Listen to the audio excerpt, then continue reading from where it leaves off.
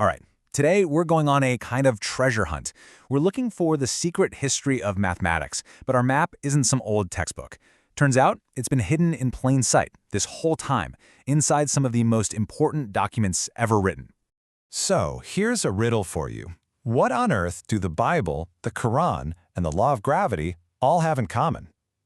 I know, it sounds like the setup for a really weird joke, but the answer is actually this incredible story about how we, as a species, learn to think with numbers. The common thread is math, but it's used in ways you would probably never expect. To figure this out, we're going to have to travel through about 3,000 years of human thought. We're starting way back with the earliest Hebrew texts, jumping forward to the Islamic Golden Age, and then landing right at the beginning of the scientific revolution in Europe. And at each stop, you'll see math serving a totally different and crucial purpose. Okay, first up, the ancient world. You have to understand, back then, numbers weren't just for, counting sheep or figuring out taxes. Numbers, well, they had a soul. They were seen as a sacred language, maybe even a way to get a glimpse into the mind of God. You see this all over early sacred texts like the Bible and the Torah. Numbers were just packed with meaning. Take the number 7. It wasn't just 7. It was a symbol of divine perfection, right? Like the 7 days of creation. And 12 wasn't just a dozen. It meant wholeness, like the 12 tribes of Israel. Or how about 40? That number almost always signals a time of trial and change, from the 40 days of the Great Flood to 40 years wandering in the desert. But okay, it wasn't just about symbolism. These texts also got surprisingly practical with their math. Let's dig into this one amazing example, the architectural plans for a massive circular basin called the Great Mar in King Solomon's Temple. The text lays it out, plain as day. It says the basin had a diameter of 10 cubits and a circumference of 30 cubits. These aren't just vague descriptions, they're hard numbers.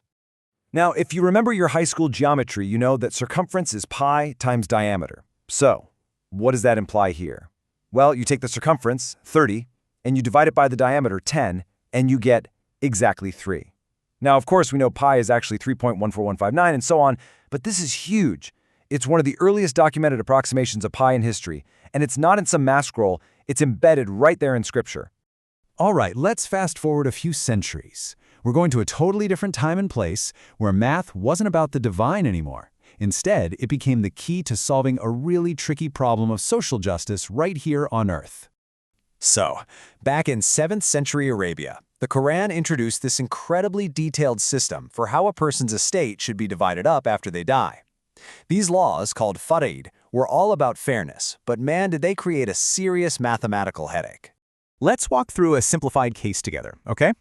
Imagine a woman passes away. She leaves behind a daughter, her 2 parents, and her husband. According to the law, the daughter gets half the estate. The parents each get a 1/6, and the husband gets a 1/4. Seems straightforward enough, right? But here's the catch. When you actually add up those fractions, 1/2 plus 2/6 for the parents plus a 1/4 for the husband, the total comes to 13/12, 13 over 12. Suddenly, you've got a real crisis. The law says you have to hand out 13 shares, but the entire estate only has 12. It's impossible. And this wasn't just some abstract puzzle. It was a recurring legal nightmare. To uphold the law and be fair, they desperately needed a new way to do the math.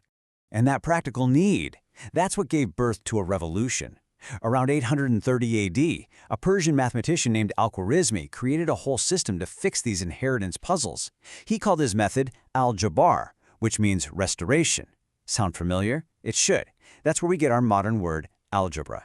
Think about that. One of the cornerstones of modern mathematics was born from the need to make sure inheritances were divided fairly. Okay, for our final jump through time, we're landing in 17th century Europe. And here, everything changes again. Math isn't about God or society anymore. It's about to become the language of the universe itself. See, for most of history, the big goal of knowledge was to try and understand God's will.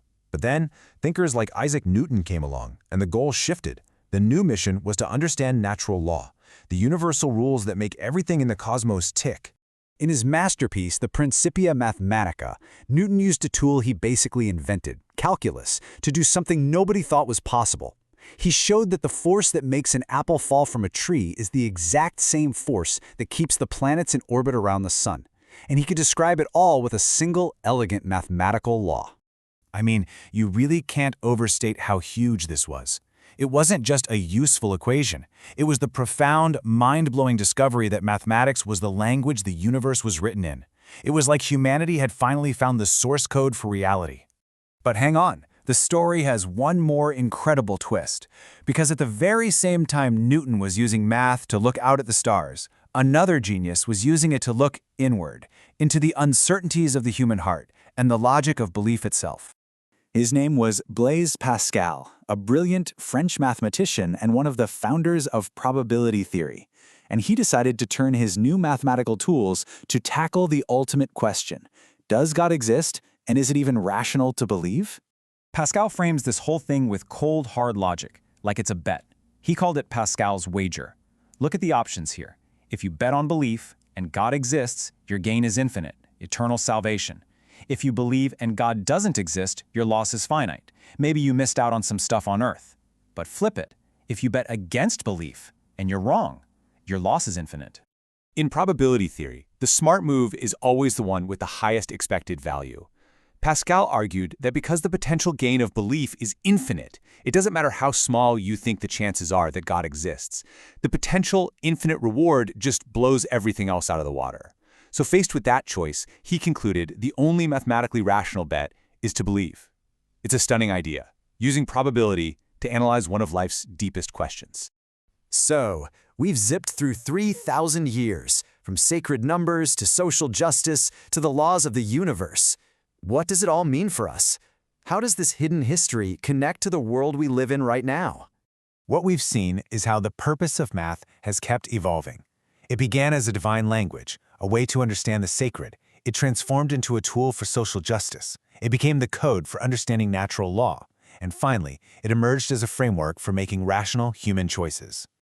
This history isn't ancient at all. Its legacy is in your pocket and all around you. The algebra born from that quest for justice now powers the code on your phone. The calculus that described the planets, it lets us build skyscrapers and actually go explore those planets. And the probability theory that weighed belief now drives financial markets and artificial intelligence. This just shows that math is never static. It's a language we invent and reinvent to solve the biggest problems of our time. Which leaves us with one final question. What new problems will our math be created to solve today?